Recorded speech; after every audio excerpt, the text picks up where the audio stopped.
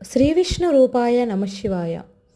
మొన్న మేము ఒంటిమిట్ట కోదండ రామస్వామి ఆలయంకి వెళ్ళామండి. ఆ గుడి గోపురం చూస్తేనే అర్థమవుతుంది కదా ఆ గుడి గొప్పతనం ఏంటో. ఎంత బాగా ఉందంటే, మొన్న నండూరి గారి వీడియో కోదండ రామస్వామి ఒంటిమిట్ట చూసినప్పటి నుంచి అక్కడికి వెళ్దామని నాకు అనిపించింది. అందుకనే వెళ్ళామండి. తిరుపతి కూడా వెళ్ళాం. తిరుపతి నుంచే అక్కడికి వెళ్ళామన్నమాట. ఇక్కడ కన్స్ట్రక్షన్ నడుస్తుంది. ఆ కన్స్ట్రక్షన్ అయ్యే వరకు బాలరాముని దర్శనం చేసుకోవాలండి.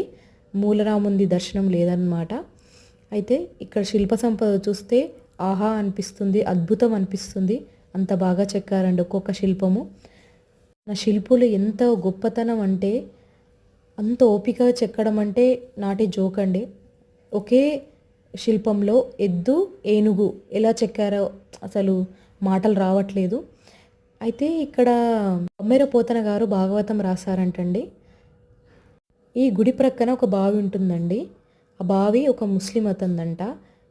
అయితే ఈ బావికి ఆ నేమ్ ఎట్లా వచ్చిందంటే, ఆ ముస్లిం అతను ఇమామింగ్ అతను మన గుడికి వచ్చే భక్తులకు ఊరికే అడిగేవారంట, మీ రామయ్య నిజంగానే ఉంటే పలుకుమని చెప్పు, మా రామయ్య పిలిస్తే పలుకుతాడని చెప్తే ఒకసారి పలుకుమని చెప్పుండు అని రామా రామా అని 2 సార్లు పిలిస్తే ఓం అని సౌండ్ వచ్చిందంటండి. ఇదంతా మా నండూరు గారు చెప్పారు, నాకేం తెలియదండి.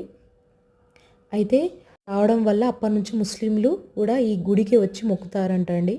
ఈ సన్నివేశం చూడండి, ఈ శిల్ప సంపద. రామయ్య లాంటి ఆజానుబాహుని సీతమ్మ తలంబ్రాలు వేయడానికి రాకపోతే జనకుడు హెల్ప్ చేశాడనమాట. ఆమెను ఎత్తుకొని తలంబ్రాలు పోపించాడనమాట. ఆ సన్నివేశం కూడా ఈ శిల్ప సంపదలో ఉందండి. అసలు ఈ బమ్మెర ప్రోతన గారి కూడా ఫోటో చూపిస్తాను, ఆ బావి కూడా చూపిస్తాను చూడండి.